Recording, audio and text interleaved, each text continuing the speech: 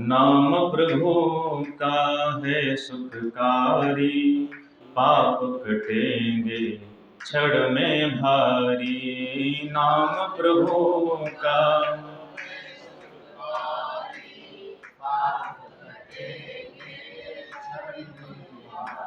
नाम का पीले अमृत घोल, राम का पीले। हाँ बोल हरि हरि हरि बोल, केशव माधव गोविंद बोल। बोल हरि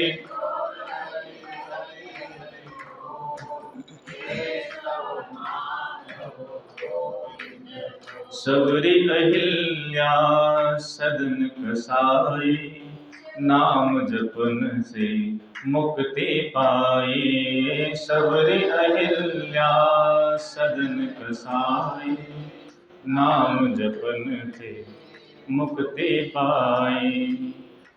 नाम की महिमा है अनमोल, नाम की महिमा है अनमोल। बोल हरि हरि हरि बोल, केशव माधव गोविंद बोल।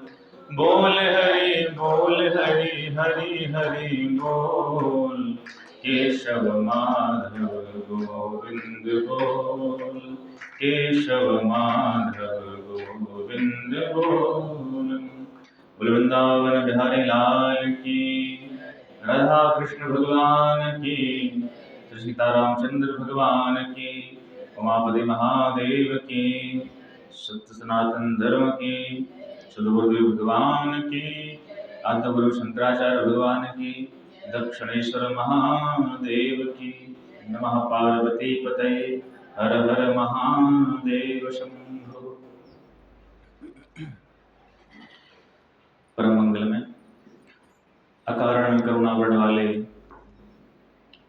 भक्तवांछा कल्पतरु विनंदित पीताम्बरधारी श्री बालकृष्ण लाल की वांग्मय प्रतिमूर्ति सप्तमय प्रतिमूर्ति श्रीमद् भागवत महापुराण। भगवान श्री हरि की विशेष कृपा और करुणा हम सब पर बरस रही है कि हमें गोविंद स्वरूप श्रीमद् भागवत की कथा सुनने को मिल रही है। कल हम लोगों ने आज सुबह के सत्र में बड़ा सुंदर ध्रुव जी का चरित्र सुना, और ध्रुव जी के चरित्र को सुनने के बाद में हमने अजामिलोपाख्यान और महाराज पृथु का चरित्र सुबह के सत्र में सुना। पंचम स्कंध में इन्हीं मनु महाराज के एक और बेटा है जिनका नाम है प्रियव्रत। देखो, संसार में हम सब प्रियव्रत बन सकते हैं। कैसे? बोले प्रिय माने अच्छा, व्रत माने प्रतिज्ञा। अपने जीवन में अच्छे कर्म करने की प्रतिज्ञा हम लें तो हम भी प्रियव्रत बन सकते हैं। जो व्यक्ति अपने जीवन में सत्कर्म करने की प्रतिज्ञा लेता है, अच्छे कर्म करने की प्रतिज्ञा लेता है, वो सारे जीव प्रियव्रत हैं। वो चाहे हम हो, चाहे आप हो, स्त्री हो, पुरुष हो, हिंदू हो, मुस्लिम हो, सिख हो, ईसाई हो, कोई भी हो, लेकिन जिसके कर्म अच्छे हैं तो वो सब कौन है? बोले सब प्रियव्रत हैं।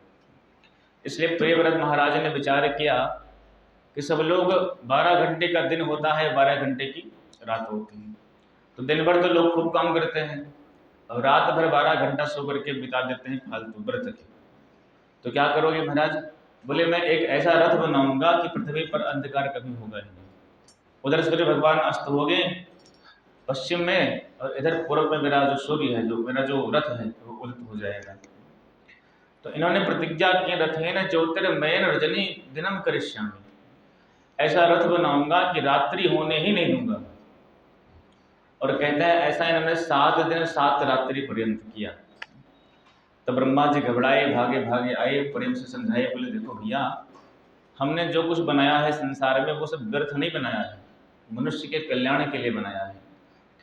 12 घंटे व्यक्ति काम करता है, काम करने के बाद में रात्रि के विश्राम करता है, और फिर अपने आप को सुबह में नई ताजगी लेकर के फिर सुबह काम करता है। ऐसे 24 घंटों व्यक्ति काम करता रहेगा, एक सेकंड उसको सांस नहीं मिलेगी, तो उसका जीवन नरक बन जाएगा। इसलिए जो कुछ मैंने बनाया है वो सब सोच समझ के बनाया है, प्रकृति में कुछ व्यर्थ नहीं है। रात्रि का समय जब होता है, संसारी लोग भोजन करके आराम से दिन भर के थके मांदे सोते हैं, और उसी रात्रि के अंधकार में जो ज्ञानी महापुरुष होते हैं वो क्या करते हैं, बोले तस्याम जागृत संयमी, संयमी पुरुष जाग करके अपने आत्मा का चिंतन करते हैं। उसी रात्रि में चोर लोग अपना काम करते हैं। तो सबकी अपनी अपनी उपयोगिता है रात्रि की, इसलिए रात बुरी नहीं है। किसी भी वस्तु को संसार की अच्छी और बुरी हम अपनी समझ अपने विवेक पर बनाते हैं।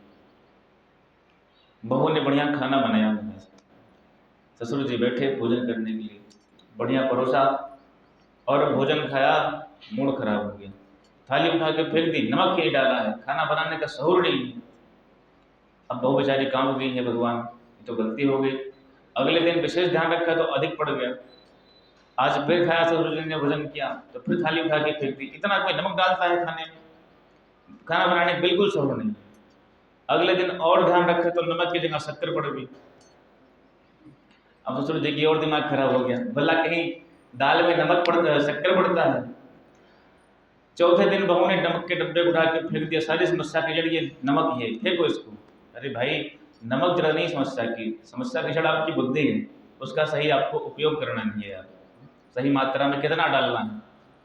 उसी तरह से कह रहे हैं भैया, भगवान ने जो कुछ बनाया है वो सब समाज के मनुष्य के कल्याण के लिए बनाया है, लेकिन अति सर्वत्र वर्जनीय।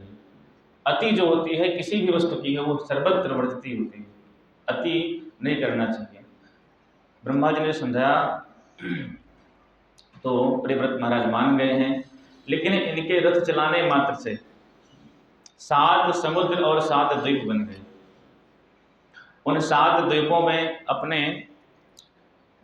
जो पहला द्वीप है जम्बुद्वीप, उसके अधिपति बनाया अपने बेटे अग्नित्र को। अग्नित्र महाराज ने के 9 बेटा भय, और उन 9 अग्नित्र ने 9 बेटा भय पूर्वचित्ती से विवाह किया, अप्सरा नाम की, पूर्वचित्ती अप्सरा नाम की जो अप्सरा थी उससे विवाह किया, और इनके 9 पुत्र भय। उस अजनाभ खंड के, वो जम्बुद्वीप के इन्होंने 9 खंड कर दिए, अर्थात 9 भागों में विभाजित कर दिया, जिसमें अजनाभ खंड जो है उसके राजा बने महाराज नाभि के बड़े पुत्र, जिनका नाम था महाराज अग्निद्र के बड़े पुत्र बने महाराज नाभि, जम्बुद्वीप के अजनाभ खंड के राजा बने। और इन्होंने पितृष्ठि यज्ञ किया। भगवान नारायण इनके यज्ञ में प्रकट हुए, बोले मांगो महाराज क्या चाहते हो। पर भगवान को देख के इतने प्रसन्न हो गए कि मुख से कुछ बोल ही नहीं पाए। भगवान ने कहा ब्राह्मणों आप ही बताओ क्या इच्छा है इनकी। ब्राह्मणों ने कहा महाराज ये आपके समान पुत्र चाहते हैं। तो भगवान ने कहा ऐसी बात है, आप ब्राह्मणों ने वरदान दिया है, वचन दिया है, तो जरूर मैं इनकी जो वाणी है सत्य करूंगा। तो वही भगवान उनके घर पर जो है ऋषभदेव के रूप में प्रकट हो गए हैं। बोले ऋषभदेव भगवान की जय। ऋषभदेव भगवान ने इंद्र की पुत्री जयंती से विवाह किया है और 100 पुत्र उत्पन्न किए। ऋषभदेव जी ने एक दिन अपने समस्त बेटों को बुलाया है, 100 पुत्रों को, और उनसे पूछा है कि ये बताओ कि मानव देह तुम्हें क्यों मिला है। किसी ने कहा हमें पिताजी इसलिए मिला है कि बढ़िया हम खाएंगे पिएंगे, अच्छा शरीर बनेगा, हष्ट पुष्ट बनेगा, राज्य करेंगे, तो जो है विवाह करेंगे, हमारे बच्चे बच्चियां होती हैं, इसलिए मिला है। शरीर संसार के विषयों के भोग के लिए मानव देह मिला है। तब ऋषभदेव जी ने बड़ा सुंदर उपदेश किया है अपने बच्चों को। कहते हैं नहीं बेटा, मानव शरीर आपको इसलिए नहीं मिला है कि संसार के विषयों का भोग करना है। फिर किस लिए मिला है? बोले नायम देहो देह भाजाम निर्लोके कष्टान कर्मान अर्हत भिड भुजाम ततो तपो दिव्यम पुत्रकायेन सत्वम शुद्ध येद्यस्माद् ब्रह्म सौख्यम तुनंतम। बोले मनुष्य के मुक्ति के 2 ही रास्ते हैं, एक संत और दूसरे कामी पुरुष। या तो जिसे अपने कल्याण की इच्छा हो, जिसे अपना कल्याण करना चाहता हो जो व्यक्ति, वो मेरे संतों का आश्रय ले ले, मेरे भक्तों का आश्रय ले ले, और जिसे संसार में ही फंस के पुनरपि जननम पुनरपि मरणम, बार बार जन्मना और मरना उसे अच्छा लगता है, वो लंपट पुरुष का आश्रय है, अर्थात कामी पुरुष का। ऐसे पुरुषों का आश्रय लेगा तो वो संसार में ही लगा रहेगा, क्योंकि भगवान की कृपा मुझे प्राप्त करना संतों की कृपा के बिना संभव नहीं है। इसलिए मुझे प्राप्त करने का मूल साधन है संत मेरे, जो पुत्र के समान है। इसलिए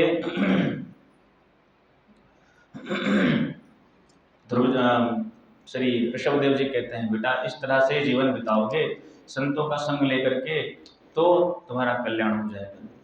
और हमारा सगा, हमारा संबंधी वही है जो हमें भगवान की तरफ अग्रसर करे। यदि हम भगवान की तरफ बढ़ रहे हैं, हमें प्रोत्साहन मिल रहा है कि बहुत अच्छा काम है भैया, तुम बिल्कुल चढ़ो, आगे चढ़ो, भगवान करे आपको भगवत प्राप्ति हो जाए, ठाकुर जी आपको मिल जाए, उनकी भक्ति उनका ज्ञान मिल जाए, तब समझ लीजिए वो हमारा अपना सगा है, हितैषी है। और भगवान के मार्ग पर हम चलें और वो हमारा अपना ही क्यों ना हो, यदि वो विरोध कर रहा है तो चाहे कितना भी सगा हो, वो सबसे बड़ा दुश्मन हमारा है। मीराबाई ने जब भगवान श्री गिरधर गोपाल के चरणों में प्रेम किया, तब लोगों ने बड़ा विरोध किया कि तुम राजमहल की महिला हो, इस तरह से संतों के बीच में जाके नाचती हो, हरे नाम हरे राम कीर्तन करती हो, मेरे तो गिरधर गोपाल दिशोरो ना कोई। जब भी अच्छी बात है, तुम्हें भजन करना है तो अपने घर के अंदर बैठ के करो भजन, पर इस तरह से राजमहल की जो मर्यादा है उसका उल्लंघन मत करो। संतों के बीच में जा करके, साधुओं के बीच में ऐसे ताल मजीरा करताल उठा करके नाचती हो, ये कोई सभ्य स्त्री के लक्षण है? इसलिए घर से बाहर बिल्कुल निकलना नहीं, घर के अंदर ही पूजा पाठ जो करना है करो।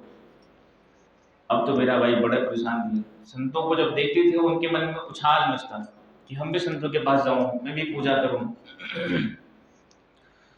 लेकिन जब नहीं हो पाती थी, ना जा पाई, बार बार रोका, जब नहीं जा पाती थी, तब जो है उस समय के सबसे सिद्ध संत थे, प्रतिष्ठित संत थे प्रभु जी गोस्वामी श्री तुलसीदास जी महाराज, उनके पास खत लिखा है मीरा मैया ने कि हे तुलसी, हे तुलसी सुत चंदन, हे तुलसी माता के आंगन के कुल के दीपक, हे तुलसीदास जी महाराज, मैं आपसे पूछना चाहती हूँ कि मुझे भजन में भगवान के विक्षेप परिवार वाले करते हैं, मैं संतों के संग में जाती हूँ, नृत्य करती हूँ तो लोग मना करते हैं, तुम राज महिला हो, इस तरह संतों के बीच में जाओगी, नृत्य करोगी तो राज्य की जो घराने, राज्य का जो अपमान होगा, तो मैं क्या करूं? इच्छा होती है कि घर को मैं त्याग के भगवान के भजन में लग जाऊं, पर सोचती हूँ कि कहीं मैं ऐसा करूं तो कोई नई परंपरा न शुरू हो जाए। इसलिए मैं आपसे पूछना चाहती हूँ कि क्या मुझसे पहले किसी ने अपने घर परिवार को छोड़ा है भगवान के लिए? तुलसीदास जी ने कहा, देखो बेटिया, यदि तुमने अपने गोपाल को ही अपना सर्वस्व माना है, गिरधर गोपाल को ही सर्वस्व माना है, तो किसी को मत देखो, बिल्कुल निकल पड़ो।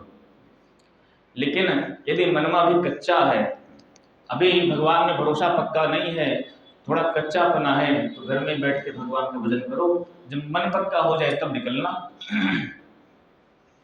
फिर मीरा माता ने खत लिखा, गोस्वामी जी, मैंने अपना सर्वस्व गोपाल को माना है, उनके बिना मैं रह सकती नहीं हूँ, और यहाँ भक्ति करने के लिए घर के लोग सबसे अधिक हमारी अवहेलना करते हैं, रोकते हैं, कीर्तन मत करो, कथा मत सुनो, भगवान के नाम का जप मत करो, तो मैं क्या करूं?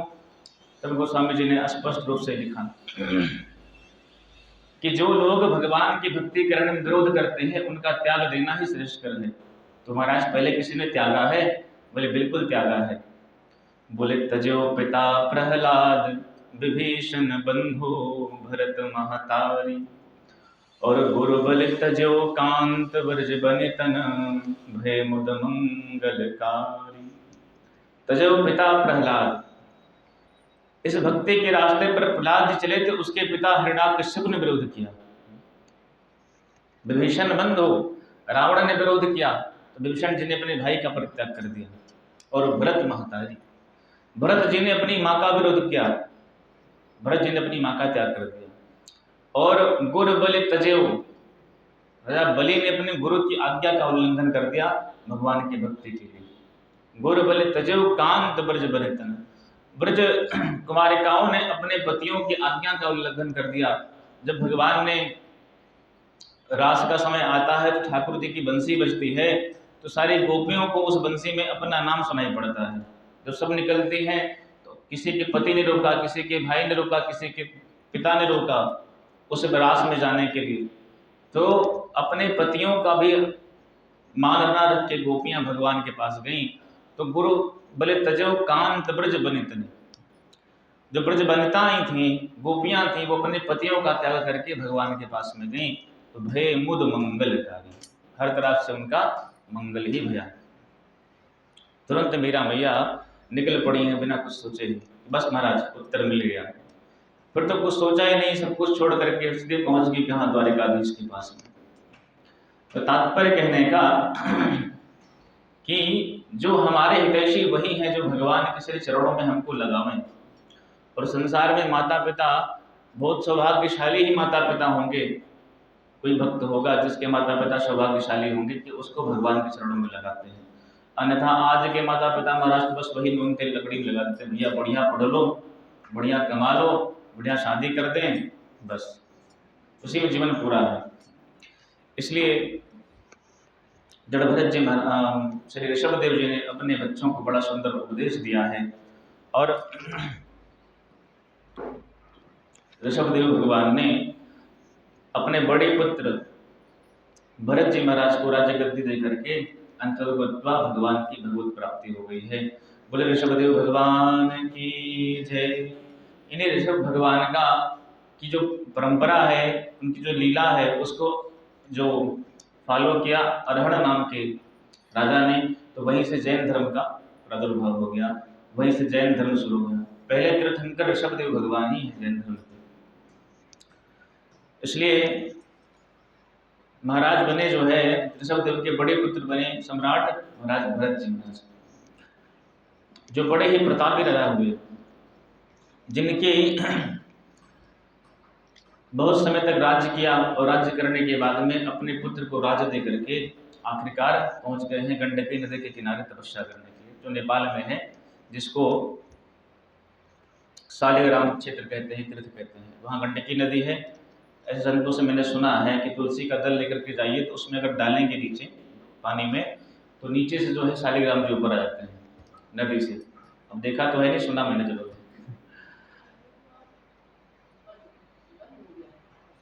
अच्छा,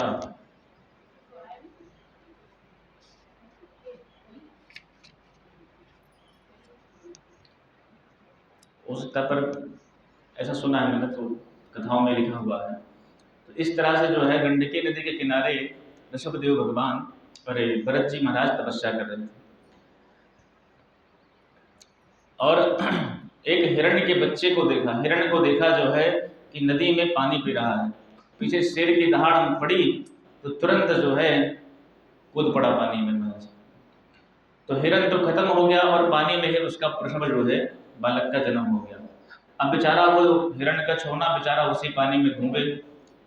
भरत जी महाराज तुरंत गए, उसको निकाल के लाए, अपने आश्रम पर बिठाया, दूध पिलाया, बड़ी सेवा करी। देखो कभी कभी सात्विक वृत्तियां भी हमारी जो है ना बंधन का कारण बन जाती है। मदद करना, दया करना अच्छी बात है, लेकिन कभी कभी वो दया ही हमारी मोह का कारण बन जाती है।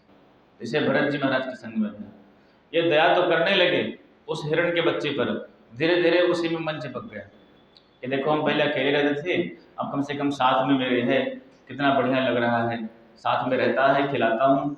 जब भजन करने बैठे तो जरा आकर के उसकी पीठ चाटने लग जाए हिरण का बच्चा, और जरा सा आंख दिखा दे जाके बैठ जाए, मन में सोचे कि मुझे ही पिताजी मानता है, हमें इसके पिताजी हैं। एक दिन की बात, वो हिरण का बच्चा जो है अपने झुंड को प्राप्त करके भाग गया। जैसे राम जी की स्थिति भई सीता जी के वियोग में, हे खगमृग हे मधुकर श्रेणी तुम देखी सीता मृग नैनी, वही हाल आज भरत जी का हो गया है। पशु पक्षी आकाश चंद्रमा सूर्य तारा पेड़ पौधे सबसे पूछ रहे हैं कि तुमने कहीं मेरे मृग को देखा है, उस बच्चे को देखा है। जब कोई उत्तर नहीं मिला तो उसी मृग का ध्यान करते करते प्राण छूटा, तो अगला जन्म किसका मिला? मृग का मिला। लेकिन यह है, भगवान कहते हैं ना गीता में कि थोड़ा सा किया गया सत्कर्म भी इंसान को बड़े बड़े पापों से बचा लेता है। अगला जन्म हिरण्य का भैया प्रारब्धानुसार अपने कर्म को भोग करके उस हिरण्य के शरीर को भी छोड़ दिया है। फिर दूसरा जन्म भैया तो अंगिरस गोत्रीय ब्राह्मण के यहाँ इनका जन्म भैया। और इन महात्मा जी के, इन ब्राह्मण जी के जो है 9 बेटा थे। और 9 बेटाओं में सबसे आखिरी नंबर के थे भरत जी महाराज। पिताजी बड़े कर्मकांडी थे और इन्होंने मन में विचार कर रखा था, भगवान की कृपा से इनकी जब पूर्व जन्म की स्मृति थी वो नष्ट नहीं हुई थी कि मैं कहाँ राजा का पुत्र था, भजन करने गया था और हिरण्य के बच्चे में फंस करके अपनी मुक्ति का नाश कर दिया। इसलिए इस जन्म में बोलना ही नहीं किसी से, अपने आप को ऐसा दिखाना है कि हम एकदम पागल हैं, हमें कुछ आता ही नहीं है। और भरत जी महाराज को इनके पिताजी के बेटा गायत्री मंत्र पढ़ के सुनाओ।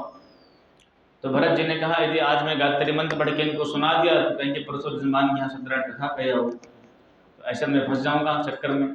इससे बढ़िया है कुछ ऐसा उपाय करो कि हम एकदम मूर्खे साबित हो जाए। तो ना बोले न चाले, ज्ञान के भंडार हैं, लेकिन पिताजी पूछे गायत्री मंत्र पढ़ के सुनाओ तो सुना ही ना पाए। एक नहीं 10 बार इनको रटवाया लेकिन ये सुना नहीं पाए। तो आखिर में पिताजी ने कहा कि तेरा नाम भरत नहीं जड़ भरत होना चाहिए, पूरा जड़ बुद्धि का है, एक मंत्र तुझको याद नहीं भैया। कालांतर में माता पिता पधार गए तो भैया और भाभी थे। अब भाई भैया भाभी कब तक देखें, कुछ करो धरो जब तक तुम्हें खाना मिले। अब तुम पड़े पड़े भगवान का नाम लो, कुछ करना ना धरना, और सोच रहे हो कि भोजन भी मिले, तो कैसे हो सकता है। इसलिए उन्होंने कहा कि ऐसा करो कि तुम जाओ खेत पर जाओ, चिड़िया आती हैं उन चिड़िया को कम से कम उड़ाते रहना। अब बेचारे वो खेत के पास में आए तो क्या कहते हैं, राम जी की चिड़िया राम जी का खेत, और चिड़ैया चुन चुन के, कि चिड़िया भी राम जी की खेत भी राम जी का, सब लोग आओ चुन के चले जाओ। तो सारे चिड़िया आए, भाइयों ने देखा कि बोले तुम इतने मूर्ख हो, तुमको कहा चिड़िया उड़ाने के लिए, तुम बुलाते हो खाने के लिए उनको, भाग दो यहाँ से। और उनको आखिरकार अपने राज्य से घर से भगा ही दिया है। जड़ भरत जी महाराज तो उनको कोई न तो शोक न मोह, अपने पास रखो तब भी प्रसन्न और ना रखो तब भी प्रसन्न। आखिरकार निकले हैं घर से बाहर और एक भीलों का राजा उसके पुत्र नहीं हो रहा था, तो उसने कहा मैं जो है काली माता को बलि प्रदान करूंगा किसी ऐसे व्यक्ति की जिसकी बलि देने मात्र से मेरे पुत्र हो जाएगा। किसी ने उसके कहा, तो कोई और तो मिला नहीं, हट्टे कट्टे महात्मा मिल गए जड़ भरत जी महाराज। इनसे पकड़ा, बाबा चलो लेकर के आए बढ़िया मालपुआ थोड़ी छनाई महाराज। बोले वाह भैया पकड़ के खिलाते भी हो। फिर बोले ले चलो यहाँ पे, और उनको सूली के पास में रख दिया। जैसे चढ़ाने के हुए तो तुरंत माता भद्रकाली प्रकट हो गई हैं, दुर्गा मैया की जय, और अपने त्रिशूल से सारे भीलों का तहस नहस कर दिया है। इतने बड़े वैष्णव का मेरे सामने अपराध, मेरी बलि इस वैष्णव का भगवान मुझे क्षमा नहीं करेंगे, इसलिए तुरंत उनको मुक्त कर दिया है। जड़ भरत जी ने कहा कि माता ने कृपा करके जीवन दिया है, बड़ी कृपा करी मैया ने। अब बेचारे जा रहे थे रास्ते में, तो सिंधु सोवेर देश का राजा था रघुगण, बुझा रहा था कपिल भगवान के सत्संग के लिए। तो पहले तो गाड़ी घोड़ा तो था नहीं, पालकी होते थे, तो पालकी में ही राजा महाराजा जाते थे। तो एक पालकी में 4 कुम्हार लगते हैं, एक कुम्हार अस्वस्थ हो गया, बोले महाराज एक तो है ही नहीं। राजा ने कहा कि जो भी मिले उसको पालकी में जोत लो, सारी प्रजा हमारे सेवक है। बोले अच्छा। तो हट्टे कट्टे जड़ भरत जी महाराज मिल गए, इन्हीं से कहा कि ए बाबा चलो लगो पालकी में, लग गए पालकी भैया। अच्छा संतों की चाल भी बड़ी डंगी होती है।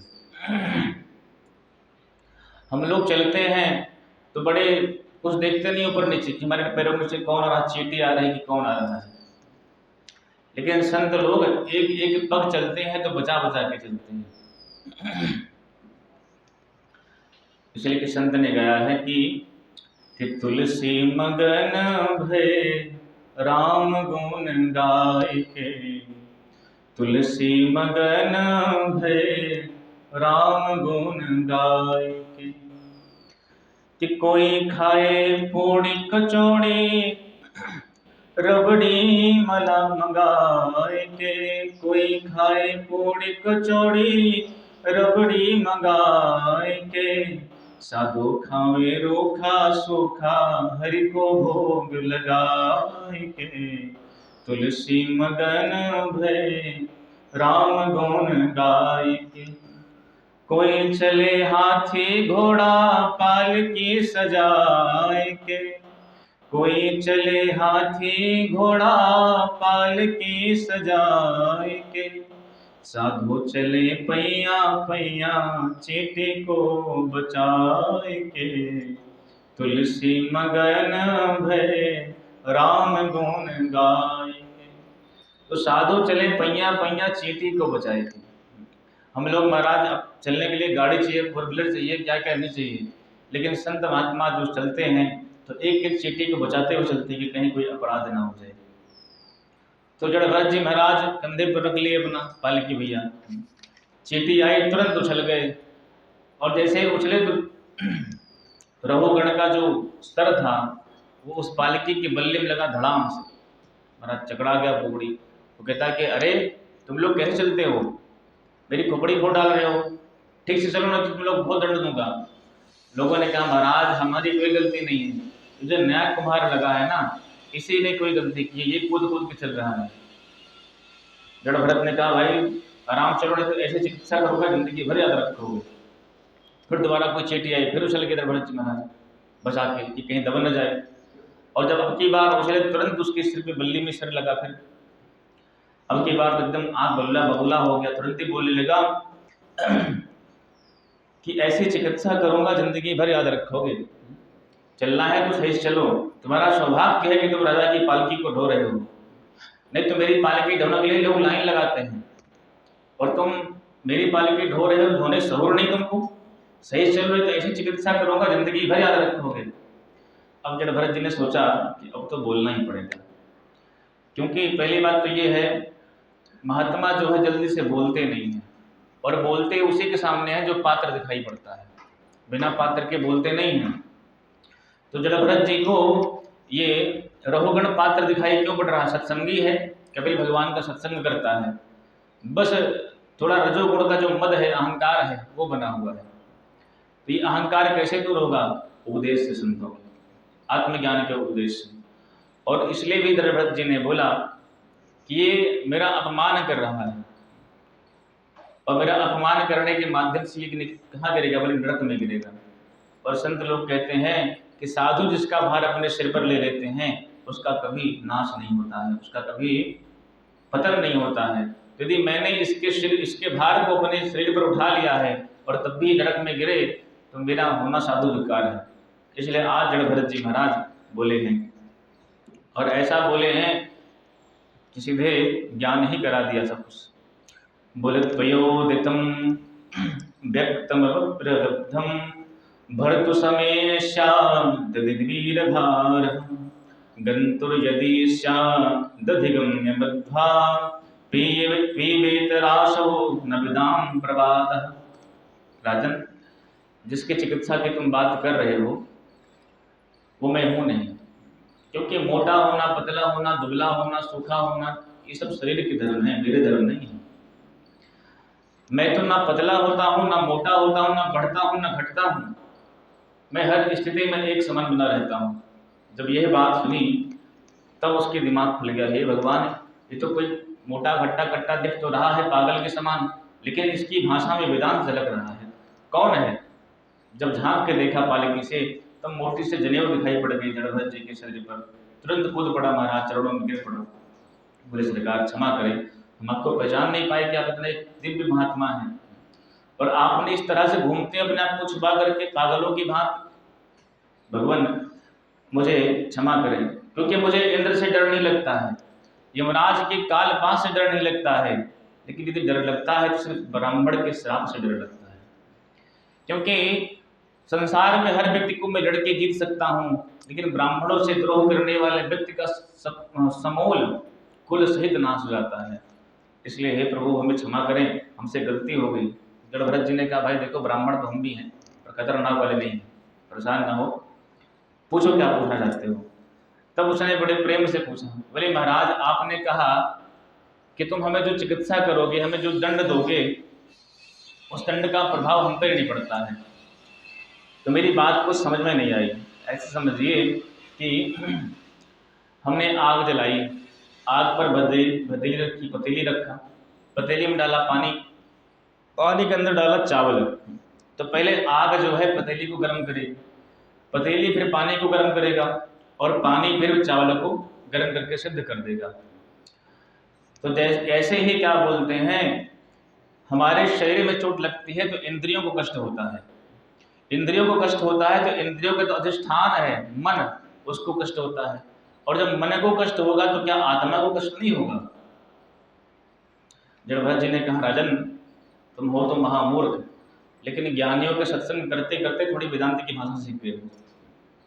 अरे भाई, जो तुमने उदाहरण दिया है वो सब सावयव तत्व हैं, जिनको देखा जा सकता है। पानी छू सकते हैं, देख सकते हैं, चावल देख सकते हैं, छू सकते हैं, अग्नि को भी पकड़ सकते हैं, पतीली पकड़ सकते हैं, लेकिन क्या आत्मा को कभी कोई पकड़ सकता है? आत्मा निरावय तत्व है, जिसको ना कभी कोई देख सकता है, ना कभी छू सकता है, ना कभी स्पर्श कर सकता है। इसलिए ये तुम्हारा जो उदाहरण है ना, तर्क तुम्हारा तर्क संगत नहीं है, आत्मा के साथ घटता नहीं है। अब कोई कहे भाई ये आकाश है, मैं आकाश को पकड़ सकता हूँ, मैं आकाश को जला सकता हूँ, मैं आकाश को सुखा सकता हूँ, मैं आकाश को नष्ट कर सकता हूँ, तो कभी कोई कर सकता है? आज तक कभी नहीं कर सकता है। भगवान ने कहा ना, नैनम छिन्दन्ति शस्त्राणि नैनम दहति पावका न चैनम क्लेदन्ति आपो न सुसुति मारुतः। तो ये आत्मा आकाश स्वरूप है, इसको कोई नष्ट नहीं कर सकता है, न कभी कोई देख सकता है, न कभी पकड़ सकता है। तब बोले महाराज ये आत्मज्ञान कैसे होगा, हमें आप कृपा करके बताओ। बोले भैया ये सुख दुख जो है ना, राजा ने कहा कि महाराज ये सुख दुख किसको होता है? तो श्री जड़भरत जी महाराज ने कहा, सुख और दुख ये मन की कल्पना है। मन की अनुकूल परिस्थिति को हम सुख कहते हैं और मन की प्रतिकूल स्थिति को हम दुख कहते हैं। समझ लीजिए। ऐसे ही हम 2 दिन से कमरे में थे, एसी नहीं थी महाराज, 3 रात सोई नहीं, हालत खराब हो गई, रात भर जागते रहे, लिफ्ट बैठ मारते रहे। तो ये तो रही रात की बात।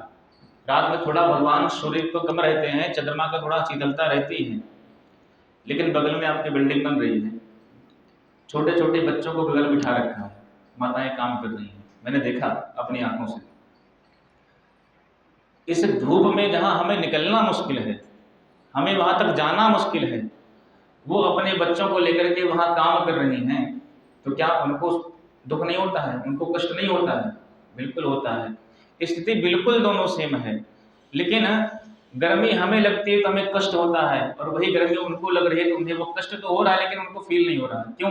क्योंकि उनका मन उसमें नहीं लगा है। अगर वो करेंगे नहीं तो खाएंगे क्या बेचारे? मजबूरी करवा रही सब कुछ।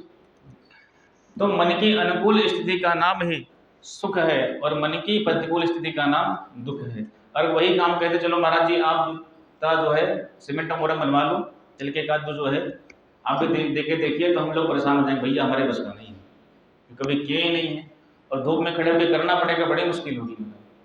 आज भी आप गांव में जाकर के देखिए, लोग 11-12 बजे दोपहर तक धूप में व्यक्ति काम करता है, और हमारा आपका खड़ा होना मुश्किल हो जाएगा। तो सुख और दुख, मन की अनुकूल स्थिति का नाम ही सुख और मन की प्रतिकूल स्थिति का नाम ही दुख। दूसरे उदाहरण समझ लीजिए कि जिसको हमने स्वीकार कर लिया, जिस स्थिति को परिस्थिति को हमने स्वीकार किया, वही हमारा सुख हो गया। ऐसे समझ लो कि आपको घर से निकले कथा सुनने के लिए, तो सारी माताएं अपने घर से आईं, तो सब लोग मान लो एक ही गांव से आती हैं, तो सभी ने कहा कि चलो चलो चलते हैं, समय हो गया है कथा का। और एक माता को उनके घर वालों ने रोक लिया, सबको जाना नहीं है, कथा हम आपको यहीं लगा देते हैं, फोन में यहीं सुनिए बैठ कर। चलो महाराज जी वो ना सही हुए और महाराज जी कहेंगे आप वही सुनो बैठ के, पर आज वहां मत जाओ। तो जो आनंद उनको यहाँ आके सुनने में आता है, वो आनंद उनको घर पर नहीं मिलेगा, लेकिन कथा तो वही मिलेगी, चाहे हम कहें चाहे कोई दूसरा कहे। तो जो लोग यहाँ पे आके सुनेंगे, उनको उनका जो मन है वो बड़ा स्वीकार कर लेगा कि हाँ बड़े प्रसन्न हैं, लेकिन उनका जो मन है वो यही लगा रहेगा। तो कहता ना बढ़िया कथा सुन रही हूँ, लेकिन मन ये रहेगा कि महाराज जी पता नहीं क्या बोल रहे होंगे, सब लोग वहाँ बैठ के सुन रहे होंगे, पर हम यहाँ बैठे हुए हैं। तो जो मन स्वीकार कर ले उसी में हम सुखी हो जाते हैं, और जो मन हमारा स्वीकार न करे उसी में हम दुखी हो जाते हैं। क्योंकि संसार ही द्वंद्वात्मक है। यद्यपि शंकराचार्य जी ने कहा, अद्वैत सिद्धांत दिया, द्वैत है ही नहीं, एक ही वस्तु है।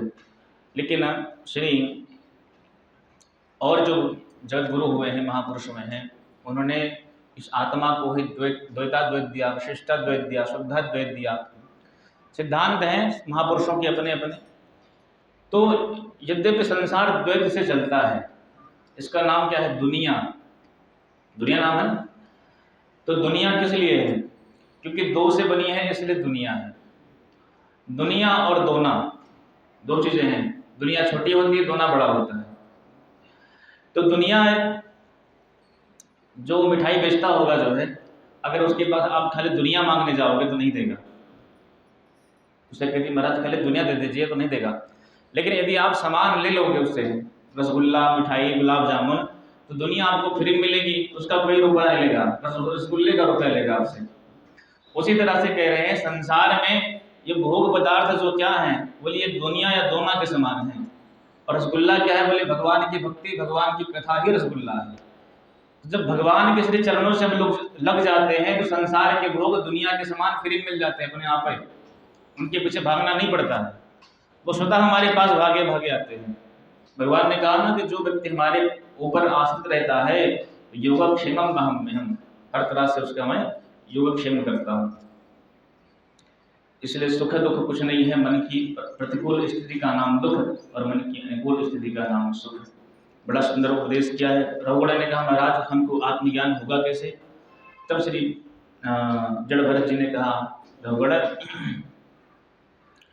बिना महत पाद रजो अभिषेकम, जब तक महापुरुषों के चरण कमलों की रज को माथे से नहीं लगाओगे तब तक तुम्हें आत्मज्ञान होने वाला कदापि नहीं है।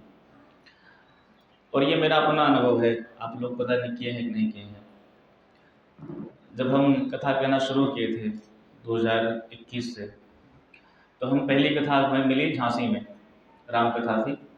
अपना जो गुरु जी पढ़ाते थे हमको राम कथा, उनके संग में गए थे। तो थोड़े बुजुर्ग हैं, मुझसे बोले हरिदास तुम साथ चलो, तुम जो है बोलना थोड़ी देर शुरुआत कर देना, बाद में हम बोलेंगे। हमने कहा ठीक महाराज जी। उनके संग में हम गए थे। तो वहाँ पर हमने सोचा कि 5 दिन की कथा थी। हमने कहा दोहरा लाभ है, संतों की सेवा और राम जी की कथा, इससे बढ़िया है कि तुम गुरु जी की पैर दबाओ, सेवा करो। तो हम यद्यपि कहना नहीं चाहिए, अपने पुण्य को कहीं बखाना नहीं चाहिए, व्यक्ति को उजागर नहीं करना चाहिए, पर जो संतों के चमत्कार बता रहा हूँ आपको मैं, जो मेरे जीवन में हुआ है वो बता रहा हूँ आपको मैं। तो हम वहाँ करते क्या थे, क्या बोलते हैं, अपने हाथों से रसोई बनाएं गुरुदेव भगवान के लिए और प्रेम से उनको पवाएं। उसके बाद रात को जब कथा करके जब विश्राम करने लगे गुरुजी, तो उनके पास बैठ के उनके चरण दबाते थे। तो सुंदर सुंदर कथाएं सुनाए मानस की, सुंदर सुंदर कोई चौपाई उठा दें, उसकी इतनी व्याख्या करने लगे, इतने अर्थ निकालें कि रात के 2:30-3 बज जाए, सोने का अवसर ही नहीं मिले। तो हम कहे महाराज आज 5वां दिन है, कम से कम आज तो सो लें। बोले हरिदास के मौका दोबारा नहीं मिलेगा, बार बार संतों की सेवा और भगवान का सत्संग नहीं मिलता है। सोना तो जिंदगी भर है, लेकिन कुछ क्षण कुछ पल ऐसे होते हैं जिनमें अपना सर्वस्व निछावर कर देना चाहिए। और उसमें सबसे बड़ी बात क्या थी कि महाराज जी के चरण कमलों को धो करके नित्य उनका चरणोदक, चाहे एक ही बूंद चाहे 2 ही बूंद हम लेते थे। तो मुझे तो ऐसा लगता है कि इस तोतली वाणी में, हम तो मूर्ख आदमी थे, कुछ बोलना आता नहीं था। जब बोलने का सहूर भया है, गुरुदेव भगवान की कृपा से, संतों की सेवा से, संतों के चरणोदक का ही प्रताप है। इसलिए जो ज्ञान व्यक्ति को होता है गुरुजनों की कृपा से, संतों की कृपा से ही होता है भैया। देखो 3 वस्तुएं शुद्ध करनी है तो इन 3 को कर लीजिए, आपके शुद्ध हो जाएंगे। कि तन पवित्र सेवा किए, धन पवित्र कर दान, और मन पवित्र हरि भजन सो होए त्रिविध कल्याण। तन को पवित्र करना है तो सेवा करो, जितनी सेवा कर सकते हैं। अपने से बड़ों की सेवा कीजिए, संतों की करो, आप जो आपको लगे असहाय उसकी सेवा कीजिए, जड़ चेतन गुण दोष जो भी लगे आपको। तो तन पवित्र सेवा किए, बिना सेवा से तन पवित्र नहीं होता। हम सोचते हैं महाराज बढ़िया नहा लिए, शैम्पू लगा लिए, एकदम चमाचम चमक गए, इससे कुछ नहीं होने वाला है। तो तन को पवित्र करना है तो सेवा से करो पवित्र। और बोले धन पवित्र कर दान, धन का जो पवित्रीकरण होता है वो दान से होता है। देखो गृहस्थ व्यक्ति के पास में जो धन आता है ना, उसमें अच्छे भी होते हैं बुरे भी होते हैं। और आप लोगों ने देखा होगा पुराने ज़माने में जो कुआं होता था, कुआं, अब तो लगभग गाँव में भी देखने को मिलता है, बाकी कहीं मिलता नहीं है कुआं देखने को। तो पहले कुएं में जो है पानी निकालते थे लोग, और उससे जब पानी निकालते रहते थे तो कुएं के अंदर नया नया पानी बना रहता था, पीने के लिए स्वच्छ सुंदर पानी रहता था। लेकिन जब नल वाला सिस्टम आ गया, अब तो टूटी लग गई, महाराज हर जगह टंकी लग गई, तो जब नल का सिस्टम आया तो लोगों ने कुएं को छोड़ दिया, कोई पानी कुएं से निकाले ही ना। जब कुएं से पानी निकालना बंद तो एक हफ्ते बाद कुएं का पानी गंदा हो गया। यही हाल हमारे धन का भी होता है। आप धन को रखे रहो ऐसे ऐसे, एक दिन रात के 8 बजे मोदी जी आएंगे, भाइयों बहनों आज के बाद से 500 के नोट चलने बंद हो जाएंगे, तो धैर्य रहो इसे। फिर वही लाइन लगाओगे बैंकों में जाके, महाराज बदलवा दो। तो कुछ ना कुछ धर्म के कर्म कार्य करते रहने चाहिए, क्योंकि धन से जब दान करते हैं तो वो धन हमारा पवित्र होता है। दान किए धन न घटई जो सहाय रघुवीर, तुलसी के जल पिबत सो घटई न सरिता नीर। इसलिए जरूर करना चाहिए। और मन को वृद्ध करना है तो भगवान की कथा और भगवान के नाम से ही कर सकते हैं, दूसरा कोई साधन नहीं है मन को वृद्ध करने का। और श्री जड़भरत जी महाराज ने कहा कि रहुगण, भगवान के चरित्र, भगवान की कृपा उन्हीं के हृदय में ठहरती है। जैसे मान लीजिए आप लोगों ने पहाड़ों पे बरसात देखा होगा, तो जो ऊंचे ऊंचे पहाड़ होते हैं वहां पानी रुकता नहीं है, सब नीचे चला आता है, जहां गड्ढा होता है वहीं पानी रुकता है। उसी तरह से कह रहे हैं भैया, जो अहंकार के पहाड़ बन के बैठे हुए हैं, पद का अपने अभिमान लेके बैठे हैं, धन का, दौलत का, समाज में ऊंची मान पद प्रतिष्ठा का, जाति का अहंकार लेकर के जो बैठते हैं कथा सुनने के लिए, उनके हृदय में जो सत्संग की वर्षा होती वो टिकती नहीं है। जैसे पहाड़ के ऊपर पानी गिरता तो है लेकिन चला आता है नीचे, उसी तरह से सत्संग की वर्षा तो बराबर होती है, लेकिन ठहरता उन्हीं सज्जनों के हृदय में है जिनके हृदय में सत्संग की, जो कि हृदय में धैर्य की, विनम्रता की गहराई होती है, उन्हीं के हृदय में भगवान का सत्संग जाके ठहरता है, भगवान का ज्ञान रुक पाता है। और ब्रह्म ज्ञान को पहुंचाना मामूली बात है, बड़े बड़े की बुद्धि फेल हो गई महाराज ब्रह्म ज्ञान को पहुंचाने में। इसलिए गीता क्या है? गीता साक्षात ब्रह्म ज्ञान है। महात्मा कहते हैं भगवान की सर्वोपनिषदों गावो दुग्धा गोपाल नंदना। सारे उपनिषदें क्या हैं? सर्वोपनिषदों गावो दुग्धा गोपाल नंदना।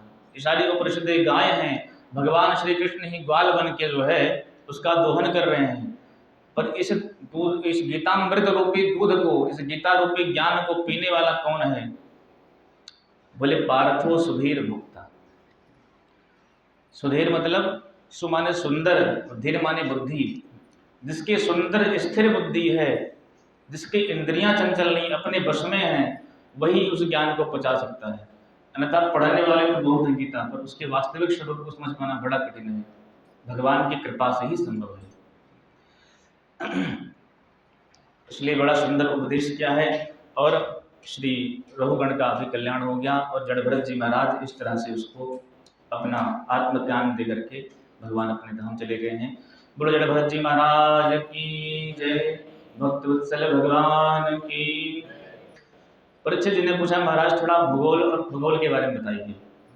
सुखदेव जी ने कहा परीक्षित, इस भूमंडल पर जम्बूद्वीप आदि जो नवखंड हैं, इलावृत खंड, किम पुरुष खंड, रम्य, हरिवन, केतुमाल, हरिवर्ष, उत्कर, भद्राश्व, अजनाभ, ये 9 खंड हैं जिसमें नित्य ही भगवान का निवास रहता है। जो अजनाभ खंड है, इस अजनाभ खंड में भगवान नर नारायण बन के आज भी इस बद्री विशाल धाम में बैठे हुए हैं। सारे मनुष्य जाकर के उनकी पूजा करते हैं। और कहते हैं भारत भूमि ही एक कर्म भूमि है। भारत भूमि क्या है? बोले कर्म भूमि है। यहाँ और जितनी भूमियाँ हैं वो सब क्या हैं? बोले सब भोग भूमि है, भौम स्वर्ग है। लेकिन भारत भूमि ही कर्म भूमि है। यहाँ जैसा हम कर्म करते हैं वैसा ही हमको फल मिलता है। हम चाहें तो इस भारत भूमि में जन्म लेकर के इतना अच्छा कर्म करें कि देवताओं से भी ऊंचे बन जाएं, भगवान को प्राप्त कर लें, और चाहे तो इतना निकृष्ट कर्म करें कि हमें जीवन भर हमारा नरक में ही बीत जाए। इसलिए ये कर्म भूमि है। अच्छा, एक शंका होती है भगवान तो जगन्नाथ हैं, तो भगवान का अवतार भारत में ही क्यों होता है? अरे भाई, अमेरिका, ऑस्ट्रेलिया, कनाडा, यूरोप आदि विदेशों में क्यों नहीं होता भगवान का अवतार? भगवान केवल भारतवर्ष में ही अवतार लेते हैं, ऐसा क्यों? बोले देखो भाई, ये हमारा शरीर है, सबको ज्ञान है। हाथ मेरा कट जाए तब भी हम जीवित रह सकते हैं, पैर कट जाए तब भी जीवित रह सकते हैं, जीभ कट जाए, आंखों से अंधे हो जाएं, कानों से बहरे हो जाएं, यहाँ तक कि नाक भी कट जाए, फिर भी हमारा जीना संभव है, हम जी सकते हैं। लेकिन यदि धड़कन धड़कना बंद कर दे तब? पूरा शरीर स्वस्थ बना हो लेकिन धड़कन ने धड़कना बंद किया तब? जय श्री राम। उसी तरह से कह रहे हैं, भगवान तो जगन्नाथ हैं, भगवान तो विश्वनाथ हैं, सारा ब्रह्मांड भगवान का स्वरूप है, लेकिन भारतवर्ष भगवान की धड़कन है, हृदय है। यहाँ पर धर्म की ध्वजा धड़कती रहती है, चलती रहती है, तो सारा विश्व प्रपंच प्रेम से पालित और सुखमय रहता है। लेकिन भारत में ही यदि धर्म की ध्वजा बंद हो गई, नहीं लहराती है, तो सारा विश्व त्रास त्राही करता है। इसलिए भारत भगवान का धड़कन है, भगवान का घर है, इसलिए बार बार भगवान का अवतार भारत में ही होता है। बोलो भारत माता की। और ऐसे भारत भूमि की देवता लोग बड़ी प्रशंसा करते हैं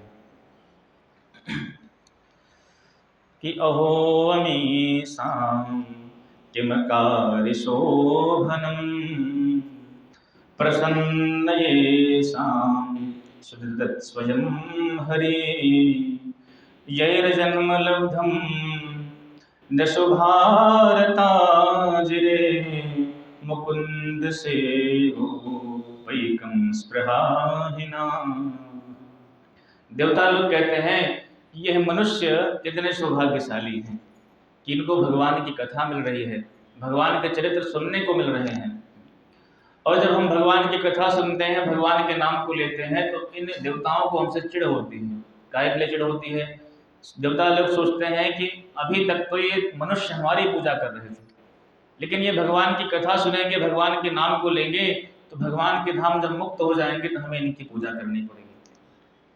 इसलिए देवता बड़े चिढ़ते हैं और कहते हैं कि जो कथा हम स्वर्ग का अमृत लेकर के गए थे पीने के लिए, सुनने के लिए, और सुखदेव जी ने हमको डांट के भगा दिया कि तुम इसके अधिकारी नहीं हो, और इन मनुष्यों को भाग्य देखिए, कितने सुंदर भाग्य हैं कि फ्री में कथा मिल रही है, 1 रुपया देना नहीं है।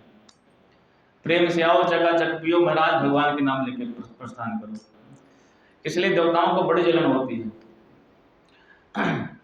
दूसरी बात ये भी है, देवता लोग कहते हैं भगवान से कि प्रभु हमें देवता नहीं बनना, हमें मनुष्य बना दीजिए। अच्छा, हर व्यक्ति चाहता है कि मेरा उपकर्ष हो, मतलब कि उत्थान हो, पर अपना जो है निम्नतन, अपना नीचे वो चाहता नहीं कि मैं ऊंचे से नीचे आ जाऊं। लेकिन देवता मनुष्य से हर मामले में बड़े हैं। हम लोग पूजा करते हैं भाई, कोई कर्मकांड होता है तो नवग्रह पूजा होती है, तो देवता मनुष्य बनना क्यों चाहते हैं? थोड़ा विचार करें इस पर। देखो, एक राजा ने अपनी नगर में घोषणा कर दी कि हमारे पास लोहे के और चांदी के बर्तन हैं, जिसकी इच्छा हो वो चांदी के बर्तन ले ले, और जिसकी इच्छा हो वो सोने का बर्तन, अरे लोहे के बर्तन ले ले। तो भैया जो पहले गए वो सब चांदी लेकर के आए, जब चांदी खत्म हो गई तो जो बाद में गए वो सब लोहा लेकर के बेचारे मन लटका के आए कि चलो भैया जो ही मिल जाए वही सही है, तो लोहा लेके आने लगे। राजा ने कहा कि जिन लोगों ने चांदी लिया है वो सब तो चले जाएं, और जिन लोगों ने लोहा लिया है वो सब लाइन लगा के मेरे पास आए। जब ये बात कही तो जो चांदी लिए थे उनको बड़ी शंका, भाई बुलाया कि उनको, हमको भगा रहे हैं, इनको बुला रहे हैं, किस बात के लिए? तो राजा के पास में थी पारस मणि, और पारस मणि का चमत्कार क्या है कि लोहे से रगड़ दो तब सोना बन जाती है। तो जितने भी लोग लोहा लेकर गए थे सब गए राजा के पास में, और राजा ने उस पारस मणि को लोहे से रगड़ दिया तो सब सोना लेके लौटे। यही हाल हमारा और देवताओं का है। जैसे बोले देवता हमसे हर मामले में उच्च हैं, चांदी के समान है भाई, उनका जीवन चांदी के समान है, और हम मनुष्य बोले हम सब लोहे के समान हैं। तो कैसे भैया उच्च हो गए? बोले जब यही कोई राधा रूपी सदगुरु भगवान के नाम रूपी पारस मणि लेकर के हमारे कानों में रगड़ देता है, अर्थात फूंक देता है, बोल देता है, और उस नाम को हम जब खूब जपते हैं तो हमारा जीवन भी स्वर्णिम अवसर के समान बन जाता है। इस चीज को देख करके देवताओं को ईर्ष्या होती है। किसने गुरु बना लिया, गुरु से दीक्षा ले ली, भगवान के नाम भी जप रहा है, कथा भी जप रहा है, सुन रहा है, तो अब इसकी पूजा हमें करनी पड़ेगी। इसलिए देवता लोग भारत भूमि की बड़ी महिमा गाते हैं, बड़ी प्रशंसा करते हैं। और श्री सुखदेव जी कहते हैं, परीक्षित, इस भूमि से 7 लोग नीचे हैं और 7 लोग ऊपर हैं। अतल वितल सुतल तलातल रसातल महातल और आतल, ये 7 लोग नीचे हैं। भू भुवा स्वहा महाजन तप और शक्ति, ये 7 लोग ऊपर हैं। ऐसे करके इस पृथ्वी की जो क्या बोलते हैं दूरी है, ब्रह्मांड की जो दूरी है, कहते हैं सुखदेव भगवान के ब्रह्मांड की दूरी 50 करोड़ योजन है। 50,000 करोड़ योजन है पूरे ब्रह्मांड की दूरी।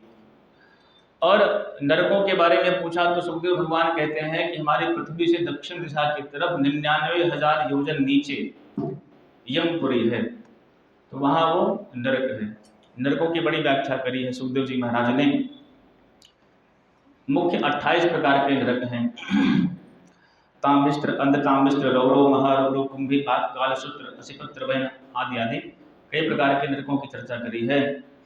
और कहते हैं कि जो लोग पृथ्वी लोक पर दूसरे के धन को, दूसरे की स्त्री को, दूसरे के बच्चे को चुरा लेते हैं, उनको ताम्भिस्त्र नामक नरक में ले जाकर के देवता लोग भगवान यम के दूत डाल देते हैं, जहाँ की भूमि तांबे के समान तपी हुई रहती है, लाल लाल, उस पर दौड़ाते हैं। जो लोग अपने घर में आए हुए अतिथि को क्रोध भरी दृष्टि से देखते हैं, देखो कोई हमारा अपना सगा आ जाए, उसके लिए भोजन बनाए, मेरा रात की 12 नहीं 2 बजे रात की आए, तब भी बड़े प्रेम से हम जो कहेगा वो बना के खिला देंगे। लेकिन कोई अपरिचित आ जाए तो 1 गिलास पानी देने के लिए भी हमें भार लगता है कि कहाँ से आ गए इस ठंडी के मौसम में। यहाँ तो ठंडी में आदमी उठ नहीं पाता, ये 2 बजे रात को चले आए। तो कह रहे जो आए हुए अतिथि को घर से जो आया हुआ अतिथि है, उसको जब क्रोध भरी दृष्टि से देखते हैं तो कहते हैं उन सबको जो है ब्रजकुंड नामक नरक में डाल देते हैं, जहाँ बड़े बड़े गिद्ध हैं उनकी आंखों को नोच नोच के खा जाते हैं। और कहते हैं जो पशु पक्षियों के मांस को काट काट के खाते हैं कि बड़ा आनंद आ रहा भैया, आज मुर्गे के लेग पीस खाएंगे, आज ये खाएंगे, आज वो खाएंगे।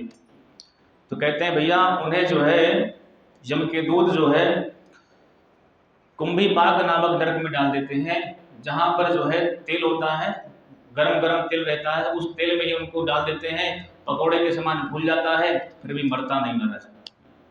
इतनी सुंदर, इतनी विचित्र व्याख्या जब सुनी परीक्षित ने तो हबड़ा आ गए। अब देखो अजामिलोपाख्यान तो कहने का समय है नहीं, क्योंकि 6 बज गए हैं। तो कल जो है सुबह के सत्र में हम बड़ी सुंदर सुखदेव भगवान ने अजामिलोपाख्यान सुनाया है, जिससे भगवान के नाम की महिमा प्रकट होती है जिसमें। और सुखदेव जी कहते हैं कि इसको सुनने मात्र से जीव के पापों का नाश होता है। अजामिल ऐसा ब्राह्मण था जो महातपस्वी था, संध्या बंदन करने वाला था, ब्राह्मण भक्त था, माता पिता का भक्त था, बच्चे थे, लेकिन अपनी दृष्टि से एक ऐसे दृश्य को देख लिया जिस दृश्य को देखने मात्र से उसके हृदय में काम उत्पन्न हो गया और सर्वस्व त्याग करके उस वैश्या के संग में ही रहने लगा। तो इन सब बातों की चर्चा हम कल सुबह के सत्र में सुनेंगे। तो मेरे भगवान के नाम का कीर्तन कर ले, उसके उपरांत हम फिर आप सब लोग अपने घर के लिए प्रस्थान करें।